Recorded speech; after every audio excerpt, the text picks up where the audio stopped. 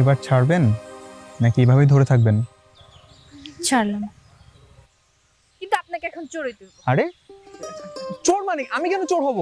কারণ আপনার আমি ধরে ফেলছি, আর এই খেলার নিয়মই হইতেছে যে ধরা পড়বো সে চোর হইব।